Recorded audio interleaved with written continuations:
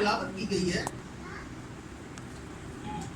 یہ اس وقت کا واقعہ بیان ہے کہ جب یسوع مسیح اپنے شاگردوں کے ساتھ بیٹھ کر فسح کھا رہے تھے.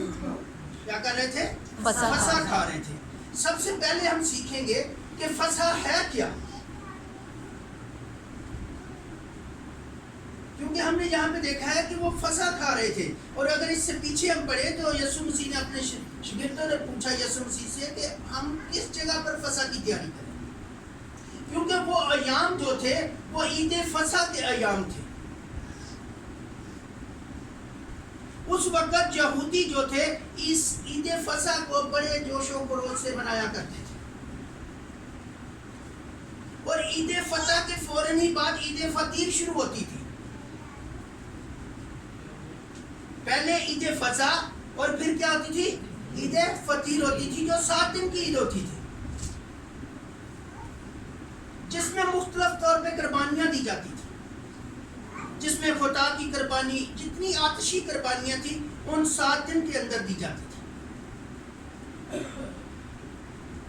سب سے پہلے عید فسح یہ کب سے شروع ہوئی؟ اگر ہم حوالہ دیکھنا چاہیں تو خروج 1 سے 11 آیت ہے. خروج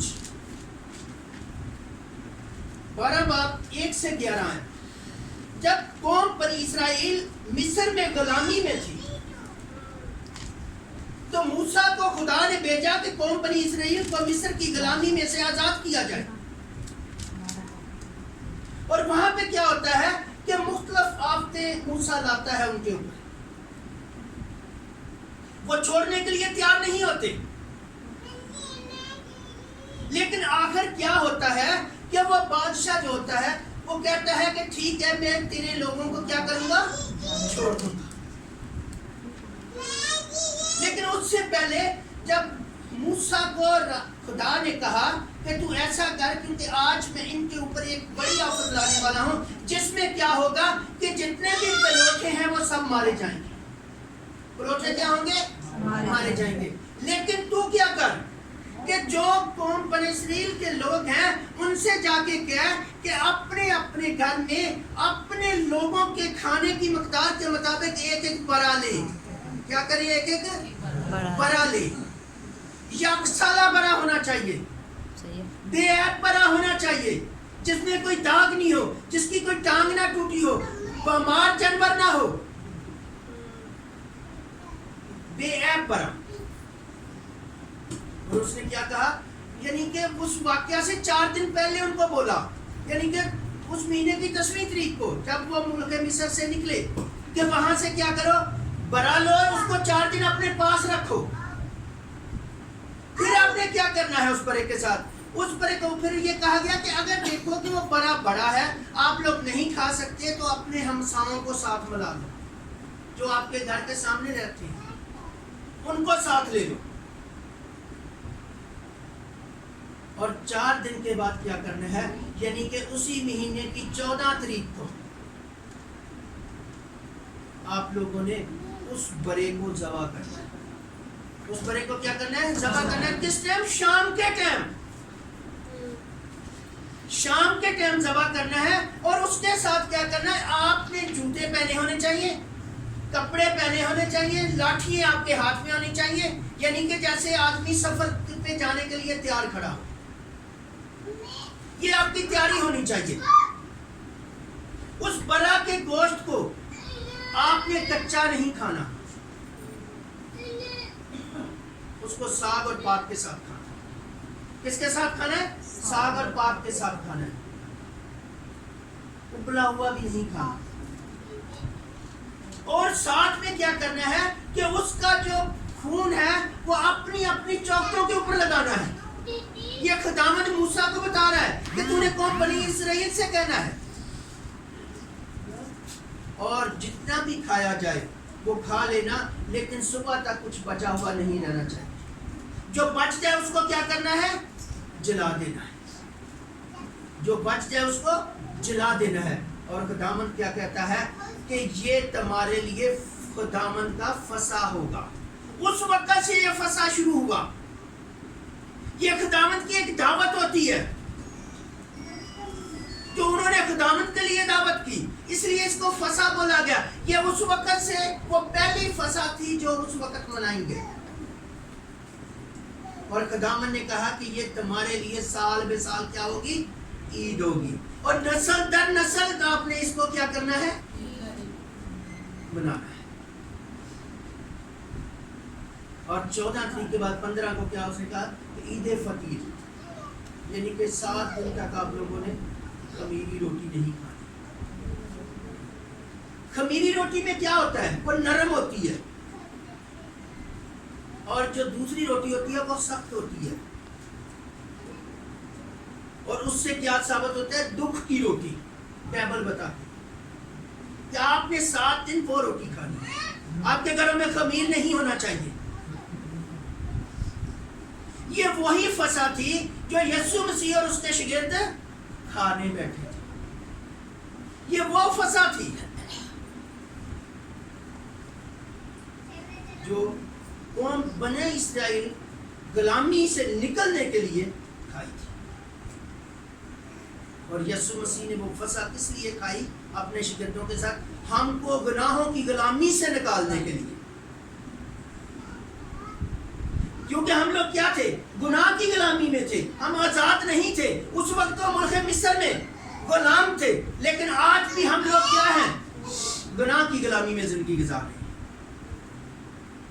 आज भी हम क्या हैं, गुनाह की गुलामी में जिंदगी गुजार रहे हैं। हम उसकी टेबल में शरीक होते हैं, लेकिन हम क्या हैं, गुनाह से नहीं निकलते। जैसे क्या है, यहूदा अक्सर यूं थी, उसकी टेबल में शामिल था, लेकिन वो गुनाह से आजाद नहीं हुआ था, उसके अंदर शैतान समाया हुआ था। और यहाँ पे क्या लिखा हुआ है कि यीशु मसीह ने कहा, उसने उनसे कहा कि मुझे बड़ी आरज़ू है कि दुख सहने से पहले मैं ये फसा खाऊं। यीशु मसीह हमारा क्या था, हम उसको बड़ा बोलते हैं। क्या बोलते हैं, बड़ा बोलते हैं। अगर हम देखें, कौम बनी इस्राएल को खुदावन ने बहुत सारे ऐसे हुक्म लागू किए जिसमें उसने क्या कहा, खुदा की कुर्बानी। अगर हम खुदा की कुर्बानी के बारे में देखें तो अबार की किताब 23 बाब उसकी 4 से 8 आयत कि यीशु मसीह जो कुर्बानी देने जा रहा था और जो खुदा की कुर्बानी है, ये आपस में क्या तल्लक रखती हैं। कोई भी बहन या बेटा पढ़ सकता है। 23 बाब 4 बाब उसकी 1 से 7 आयत।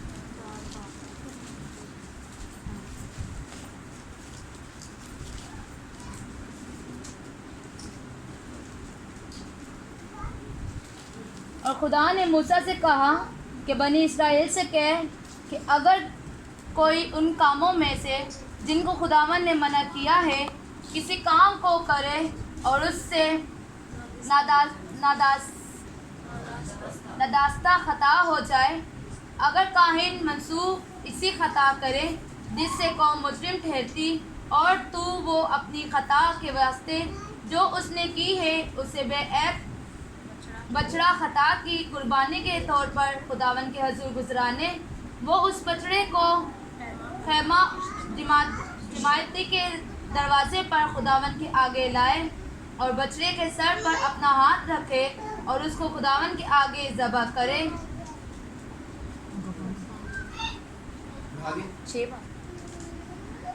और वो काहिन मंसूब उस बछड़े के खून में से कुछ लेकर उसे खैमे जमा में ले जाए, और काहिन अपनी उंगली खून में डिबो कर और खून में से लेकर उस मुकद्दस पर्दा के सामने 7 बार खुदावन के आगे झटके। और काहिन बस अब यहाँ पे हम देखेंगे कि खुदा की कुर्बानी की खुदावन ने क्या कुर्बानी मांगी। अगर आप लोगों से खता हो जाती है तो आपने क्या करना है, एक बरा लेना है। उस वक्त غلامی سے نکالنے کے لیے بھی ان کو کیا بولا گیا کہ آپ لوگوں نے کیا کرنا ہے؟ برا لینا ہے. اور خطا کے لیے بھی کیا کہا گیا کہ آپ لوگوں نے کیا کرنا ہے؟ برا لینا ہے. بے عیب برا، جس میں کوئی عیب نہ ہو، کیونکہ خداوند کو وہ چیز پسند ہوتی ہے جو بے عیب ہو، جس میں کوئی بھی عیب نہ ہو، چاہے وہ انسان ہے چاہے وہ حیوان ہے. اگر جانور کی ہم قربانی دیتے ہیں تو وہ بے عیب لکھا گیا ہوا ہے. اگر انسان خداوند کے حضور میں مقبول ہونا چاہتا ہے تو وہ بھی بے عیب ہونا چاہیے، اس میں کوئی گناہ نہیں ہونا چاہیے. یہاں پہ لکھا گیا ہے کہ خطا کی قربانی. خطا کا مطلب کیا ہے؟ کہ اگر آپ سے کوئی گناہ ہو جاتا ہے تو اس کی معافی کے لیے خدا نے کہا ہے، کیونکہ سوائے خون کے معافی نہیں مل سکتی. سوائے خون کے کیا ہے؟ معافی نہیں مل سکتی. تو اس وقت کیا کرتے تھے کہ کہن کیا کرتے تھے، جو جس بندے نے خطا کی ہوتی تھی وہ اپنے لیے ایک برا لے کے آتا تھا، پھر کیا کرتا تھا؟ اس کے اوپر اپنا ہاتھ رکھتا تھا تاکہ میرے گناہ جو ہیں اس برا کے اوپر آ جائیں. میرے گناہ کیا ہے؟ اس برا کے اوپر آ جائیں. اور پھر کیا کیا جاتا تھا؟ اسے یعنی کہ پھاٹک کے باہر جا کے، ہیکل میں نہیں، ہیکل کے گیٹ کے باہر یعنی کہ پھاٹک کے باہر جا کے اس کو ذبح کیا جاتا تھا. اور پھر اس کا کیا کیا جاتا تھا؟ خون جو تھا وہ ممسوح یعنی کہ جو مسح کیا ہوا کہن ہوتا تھا، جو سردار کہن ہوتا تھا، وہ اس کے خون کو لے کے ہیکل کے اندر جاتا تھا. ہیکل کے اندر جا کے وہ کیا کرتا تھا؟ اس کو خون کو چڑھاتا تھا. یعنی کی طرف ایک اور حوالہ ملتا ہے کہ دروازے کے باہر کی طرف، اس کو دروازے کے اندر نہیں باہر ذبح کیا جاتا تھا، کہ باہر کی طرف ذبح کیا اور منسوخ بچڑے کے خون میں سے کچھ لے کر اس خیمہ اجتماع میں جاتا اور کین اپنی انگلی ڈبو کر خون میں سے لے کر اس مقدس کے پردے پر 7 بار کیا کرتا تھا؟ چھڑکتا. جب وہ چھڑکا جاتا تھا تو وہ انسان کیا تھے؟ گناہ معاف ہو جاتے تھے. ہمارے یسوع مسیح نے کتنی بار خون چھڑکا ہمارے لیے؟ ہاللیلویہ. ایک کم 40 کوڑے اور ہر کوڑے کے ساتھ خون کے چھینٹے. تصور میں جا کے دیکھیں کہ اس نے ہمارے گناہوں کے لیے کتنی بار خون کو چھڑکا. وہاں صرف 7 بار کا ذکر ہے، لیکن یسوع مسیح نے کیا کیا؟ ہر کوڑے کے ساتھ خون بہتا. ہم لوگ کہتے ہیں نا اس کے کوڑے کھانے سے، اس کے مار کھانے سے ہم نے شفا پائی. وہ ایسے شفا نہیں ملی، اس نے اپنے خون کو ہمارے لیے بہا دیا ایک برے کی طرح. اس نے ہاتھوں پاؤں میں تیر لگوائے ہمارے لیے تاکہ ہم ان گناہوں سے نجات حاصل کر سکیں، تاکہ ہم اپنی خطاؤں سے بری ہو جائیں، رہا ہو جائیں. اس نے ہماری خاطر کیا ہے؟ کوڑے کھائے، ہاتھوں پاؤں میں کیل لگوائے، پسلی میں نیزہ کھایا. اور اسی سیم جیسے وہاں پہ خدا کی قربانی کے لیے برا ذبح کیا جاتا تھا، اپنے آپ کو کیا کیا؟ صلیب پر قربان کر دیا. ہاللیلویہ ہاللیلویہ. اپنے لیے نے ہمارے گناہوں کے لیے، وہ بے عیب تھا، اس پہ کوئی گناہ ثابت نہیں کر سکا تھا، کیونکہ قربانی کس کی ہوتی ہے؟ بے عیب کی، جس پہ کوئی گناہ نہ ہو. تو یسوع مسیح پہ کوئی بندہ گناہ ثابت نہیں کر سکا. اس لیے کیا تھا؟ وہ بے عیب برا تھا، جس نے ہمارے لیے اپنے آپ کو قربان کیا، ہمارے لیے خون بہایا تاکہ ہم گناہوں سے نجات پا سکیں. ورنہ اگر سوچیں کہ اگر یسوع مسیح نے ہمارے لیے قربانی نہ دی ہوتی تو آج کیا کرتے ہیں ہم؟ وہی قوم بنی اسرائیل کی طرح آج بھی اپنے اپنے گناہوں کے لیے مختلف قربانیاں گزارتے رہتے ہیں. اتنی ساری قربانیاں، ڈھیروں قربانیوں کا ذکر ہے یہاں پہ. لیکن خداوند نے ہمیں کیا کیا؟ اپنی قربانی دے کر، یسوع مسیح نے اپنی قربانی دے کر ان سب قربانیوں سے ہمیں کیا ہے؟ رہائی بخشی.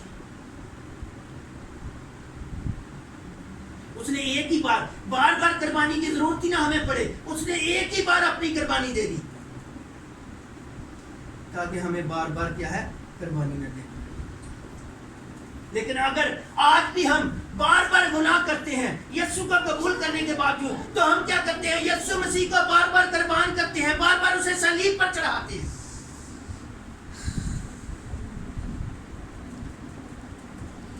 हमें आज कलाम के वसीला से सोचना चाहिए कि हमारी ज़िंदगी कहाँ पर है, हम क्या कर रहे हैं।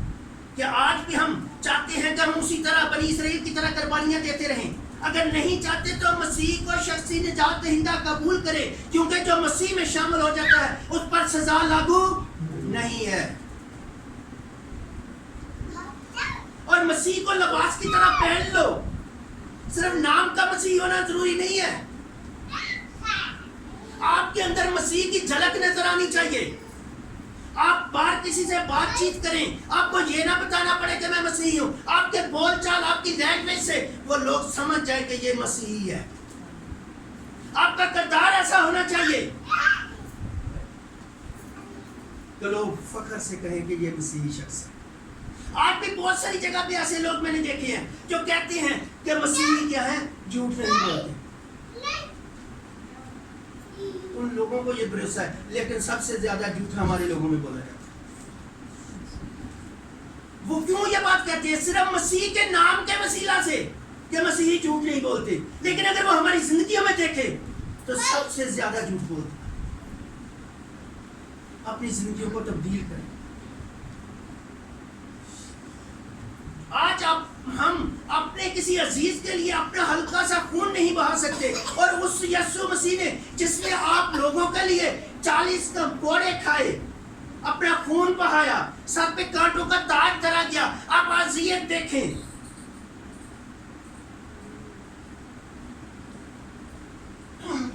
सब उसने हमारे लिए किया। जब दवा में बैठे तो अपने आप को पूरा ध्यान उसकी सलीब की ओर लगा दे। जब आप सलीब की ओर अपना ध्यान लगाएंगे तो आपके सामने वो सारा मंजर आएगा कि जिस तरह यीशु मसीह ने हमारे लिए तकलीफ उठाई। नहीं तो आज भी हम क्या करते, अपने अपने गुनाहों की कुर्बानियां देते फिर रहे होते। अगर यीशु दुनिया में ना आया होता, अगर खुदा ने अपने बेटे को दुनिया में ना भेजा होता कि हमारे लिए क्या करे, कुर्बान हो जाए। ये उसकी इलाही मोहब्बत थी बाप की, तो उसने अपने बेटे को दुनिया में भेजा ताकि हमारे गुनाहों के लिए क्या हो जाए, कुर्बान हो जाए। यीशु मसीह एक वो सरदार कैन है जिसने अपना ही कुर्बानी देकर एक बड़े की सूरत में और अपना ही खून लेकर खुदा के हुजूर हाजिर हुआ। कहाँ गया? खुदा के हुजूर हाजिर हुआ। हम हवाला देखेंगे इब्रानियों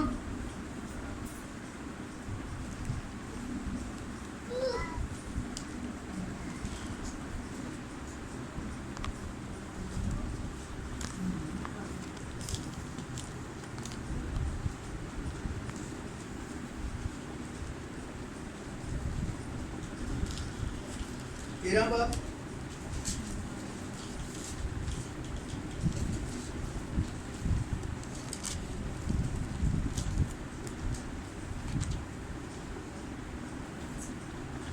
हम थोड़ा सा पीछे से 7 आयत से शुरू करेंगे और 12 आयत।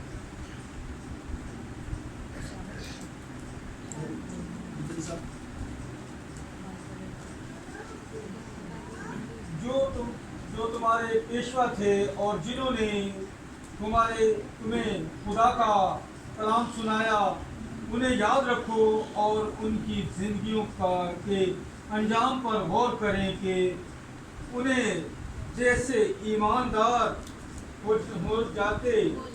हो जाओ। यीशु मसीह कल और आज बल्कि अब तक यकसा है।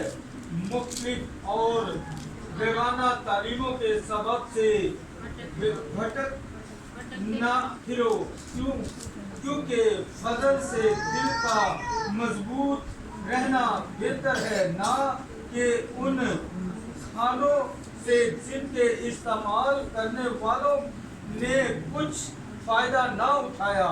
हमारे एक ऐसी कुर्बानगाह है जिसमें से खैमा की खिदमत करने वालों को खाने का इख्तियार नहीं, क्योंकि जिन जानवरों का खून सरदार पहन पाक मकान में गुनाह के कफारे के वास्ते ले जाते हैं, इनके जिस्म खैमागाह के बाहर जलाए जाते हैं।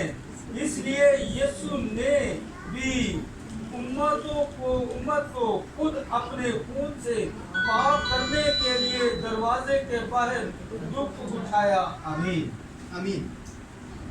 यहाँ पे पौलुस रसूल फरमाता है कि जो तुम्हारे पेशवा थे, पेशवा किसे बोला जाता है? जो हमें कलाम सिखाते हैं, जो हमारे पासबान है। जैसे पास्टर साहब बैठे हुए, ये हमारे पेशवा हैं, क्योंकि हमें बता रहे हैं, सिखा रहे हैं, कलाम बता रहे हैं। वो कहता है कि जो तुम्हारे पेशवा थे, जिन्होंने तुम्हें खुदा के कलाम सुनाया, उन्हें याद रखो। उन्हें क्या करो? याद रखो, उनको कभी नहीं भूलो। जिसने आपको मसीहत के बारे में तालीम दी है, जिसने आपको नजात के बारे में तालीम दी है, जिसने आपको गुनाहों से आज़ादी के बारे में तालीम दी है, जिसने आपको यीशु के करीब आने के लिए तालीम दी है, जिसने आपको उस अपनी जिंदगी में शामिल होने के लिए तालीम दी है, जिसने आपको उस बादशाही में दाखिल होने का तरीका बताया है, वो कहता है उनको कभी नहीं, उनको याद रखो। उनकी जिंदगी के अंजाम पर गौर करके उन जैसे ईमानदार बनो। क्या करो? उन जैसे ईमानदार बनो। उनको याद भी रखना और उन जैसे ईमानदार बनना है। और आगे क्या लिखा हुआ है? यीशु मसीह कल, आज और अब्बा तक यकसा है। क्योंकि खुदावंद यीशु मसीह क्या है? कल भी जिंदा था, आज भी जिंदा और हमेशा क्या है? जिंदा रहेगा। इसलिए यहाँ लिखा गया है कल, आज और अब्बा तक क्या है? यकसा है। वो तब्दील नहीं हो सकता, वो बर्न नहीं हो सकता, वो खत्म नहीं हो सकता, क्योंकि उसने कहा था कि मैं हमेशा क्या हूँ? तुम्हारे साथ हूँ। वो आज भी हमारे साथ है, उस वक्त भी साथ था, क्योंकि जिंदा जो होता है वो हमेशा साथ रहता है। जो मर जाता है वो साथ छोड़ जाता है, वो साथ नहीं रहता। इसलिए यीशु मसीह आज भी जिंदा है, वो आज भी हमारे साथ है। और यहाँ पे लिखा है मुख्तलिफ और बेगाना तलीम के स्वाब से भटकते ना फिरो। तो आज के दौर में क्या हो रहा है? हम मसीह की कुर्बानी को तो भूल गए, हम उसकी कुर्बानी को भूल गए। तो उसने हमारे लिए क्या किया? अपनी जान दी, कोड़े खाए। हाथ को हल्का सा कट लग जाए तो कितनी तकलीफ होती है। जहाँ पे 9-9 इंच के कील हाथों में लगाए जाए, वहां देखो कि कितनी तकलीफ होगी। और उन्हीं कीलों पे वो लटका हुआ है, उन पे वजन पड़ा हुआ है। हम लोग उसको भूल गए। हमने क्या किया? जहाँ पे जो लिखा हुआ है वो सही तौर पे लिखा है कि आपने क्या किया? मुख्तलिफ और बेगाना तलीम के वक्त भटकते ना फिरो, वो बता रहा है। और आज क्या हो रहा है? बहुत सारी बेटी और बेटियां भटक रहे हैं, मसीह की तलीम को भूल गए, कलाम को भूल गए कि यीशु मसीह ने हमारे लिए क्या क्या कुर्बानी दी है, उसकी तलीम को भूल गए हैं। और आज भी क्या है? भटक जाते हैं, लोगों की बातों में आ जाते हैं। यहाँ पर पौलुस रसूल यही वाज़ेह तौर पे बता रहा है कि आप बेगाना लोगों की तलीम को के वसीले से भटकते ना फिरो, इधर उधर नहीं भागो, अपनी तलीम पे कायम रहो। क्योंकि हमारे पास तो जिंदा यीशु मसीह है, वो जिंदा खुदा है, जिसके सामने हम क्या हैं? अपनी दुआएं पेश कर सकते हैं, जिससे हम बाप कह के मांग सकते हैं। और आगे क्या लिखा गया है? और ना फिर क्योंकि फजल से दिल का मजबूत रहना बेहतर है, ना कि उन खानों से जिनके इस्तेमाल करने वालों ने कुछ फायदा ना उठाया हो। तो आज क्या हो रहा है? जिसके पास अच्छा खाना पीना है, बस उसी के पीछे दीवानी। जिसके पास 4 पैसे हैं, उसके पीछे। लेकिन कलाम हमें क्या कहता है? उससे हमें कोई फायदा नहीं हासिल होगा। फायदा कहाँ से मिलेगा? मसीह के पीछे आने से, मसीह को कबूल करने से, मसीह के साथ जिंदगी गुजारने से। वो फायदा कौन सा है? कि हम उसके साथ उसकी बादशाही में दाखिल हो सकते हैं। उसकी क्या है? बादशाही में दाखिल हो सकते हैं, जिसने एक बड़े की सूरत हमें गुनाहों से निजात की। वरना हमारे के दरमियान में क्या था? खुदा के और इंसान के दरमियान में एक पर्दा था। उस पर्दे के पीछे कोई नहीं जा सकता था सिवाय सरदार कैन के।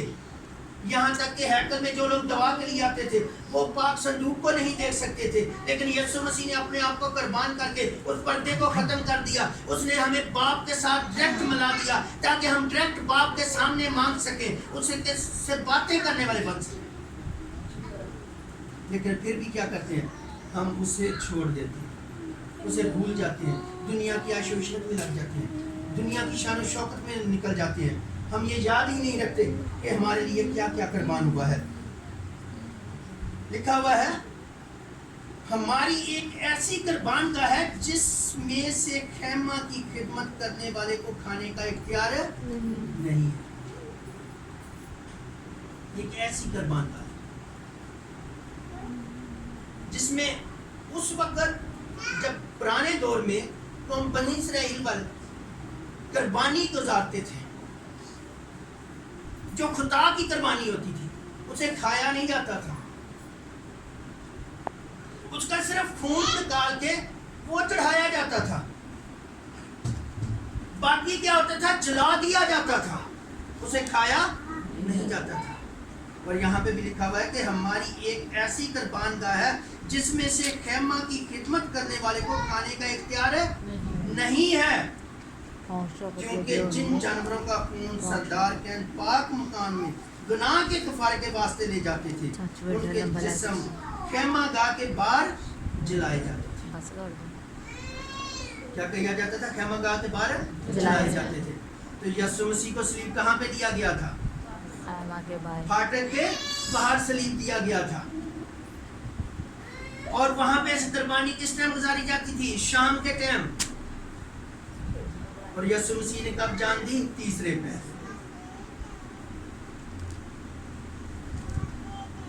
یہ وہ قربانی ہے جو گناہ کے لیے اس وقت دی جاتی تھی، خدا کے لیے دی جاتی تھی، لیکن یسوع مسیح نے ہمارے لیے دی. پھاٹک سے باہر جا کے اسے قربان کیا گیا. اسے کیا کیا؟ صلیب پر چڑھایا گیا ہمارے گناہوں کے لیے.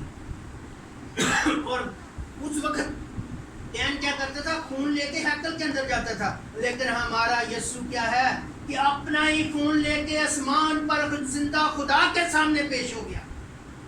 کس کے لیے؟ ہمارے لیے. کیونکہ وہ ہمارا کیا ہے؟ سردار کین بھی ہے. اس نے اپنے سردار کین ہونے کے ناطے اپنا خون خدا کے حضور پیش کیا تاکہ ہم کیا کریں؟ گناہوں سے نجات پا سکیں، گناہوں سے چھٹکارا پا سکیں.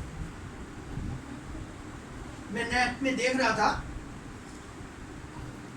کہ ایک انگریز کا بتا رہے تھے کہ جو اس پراپرٹی کے مقام پہ گیا اور اس نے کھدائی وہاں پہ کی، تو جس جگہ یسوع مسیح کو صلیب پر دیا گیا تھا، سیم جب دراڑ آئی ہے تو اسی میں سے خون جو تھا جو نیچے گرا تو اس نے دیکھا وہاں گیا جب پاک صلیب پڑا.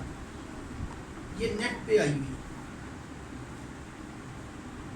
پہلے کہن کیا کرتے تھے؟ صلیب پہ خون چڑھاتے تھے، وہ ڈائریکٹ خون اس پہ گیا. اور اس بندے نے لکھا ہوا ہے کہ میں اس خون کو لے کے جب ٹیسٹ کروانے کے لیے گیا اور جب اس کو ٹیسٹ کروایا، کتنے سال؟ 2000 سے زیادہ سال گزر گئے. اور 2000 سال کے بعد خون کیا ہوتا ہے؟ خشک ہو جاتا ہے. اور وہ کہتا ہے کہ آج بھی اس کے خلیے کیا تھے؟ زندہ تھے. ہیلیلویا! کیونکہ ہمارا یسوع آج بھی کیا ہے؟ زندہ ہے. اس لیے اس کا خون کبھی ڈیڈ نہیں ہو سکتا، اس کے خلیے کبھی ڈیڈ نہیں ہو سکتے. اور اگر آج ہم مسیح میں شامل ہو جاتے ہیں تو ہمارے اوپر موت لاگو نہیں ہو سکتی. اس موت کی بات نہیں ہے. یہ جو خیمہ ہے یہ تو مٹنا ہی مٹنا ہے. موت اس کی بات ہو رہی ہے جو کلام میں لکھا ہوا ہے کہ اس موت کے بعد بھی موت ہے. وہ موت ہمارے اوپر لاگو نہیں ہو سکتی اگر ہم مسیح کو پہن لیتے ہیں، اگر ہم مسیح میں شامل ہو جاتے ہیں. آج جب ہم فصح کی تیاری کر رہے ہیں، آج یسوع مسیح کی اس دعوت میں شامل ہونا چاہ رہے ہیں، تو آج ہمیں چاہیے کہ اپنے آپ کو تیار کریں، اپنے دلوں میں اپنے ان سب گناہوں کو ختم کریں، خداوند سے معافی مانگیں. کیونکہ یہودا اکثر یہودی کی طرح نہیں بنے کہ ہم اس ٹیبل میں بھی شامل ہوں، اسے کھائیں بھی پئیں بھی اس کے ساتھ، اور ساتھ کس کا دیں؟ شیطان کا. تو یہودا اکثر یہودی کے ساتھ کیا حال ہوا تھا؟ کہ آپ چاہتے ہیں کہ وہی اشرا ان کا بھی ہو؟ اگر ایسا نہیں کرنا چاہتے تو اپنی زندگیوں کو تبدیل کریں اور خداوند کی ٹیبل کے لیے اپنے آپ کو تیار کریں. خداوند کا زندگی بخش کلام ہم سب کے لیے باعث برکت ہو.